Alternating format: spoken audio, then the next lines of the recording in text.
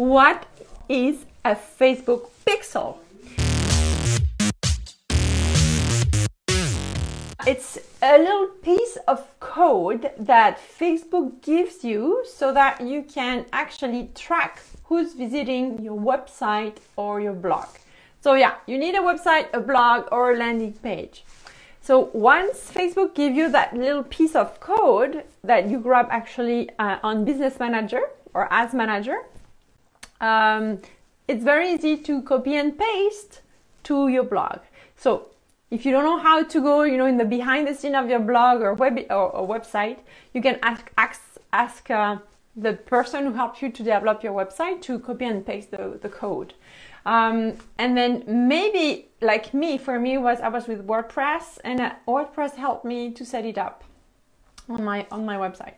So now, what does it do? So once you have that little piece of code that Facebook provides you in Ads Manager or Business Manager, you copy and paste it on your website or your blog or your landing pages so that you can see who is, like, Facebook is able to tell you or to say, oh, those people are kind of visiting that website, and what about we're gonna send them a specific ad coming from Facebook to target people who went to your website. So it helps you to target people, or retarget, I should say, people who visited your website. So it's very cool because if there is a certain page of your website that people are really interested in, then they're gonna go back.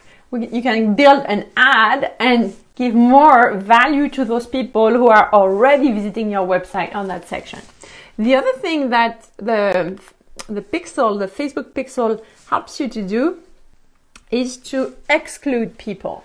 So maybe you're selling stuff on your website and you want to do a Facebook ad or an Instagram ad that targets people who went to your website and didn't buy that product. So you want to make sure that you don't send the ad to someone who bought the product. So you're going to exclude people who browse maybe your thank you page. When you buy something on a website, usually you buy your stuff, you do your stuff, and there's a thank you page. So maybe you're going to tell Facebook, okay, don't send my ad to those people who already bought my my product. And then the other thing, last thing, there are many ways, but that's the main things. The other thing is that you can ask Facebook to retarget or target people that are like the people who visited your website. We call that the lookalike audiences. So this is pretty powerful, because if, for example, you have a good audience on your website and then you realize that those people are mainly in Canada, for example, they're people visiting your website and they're from Canada.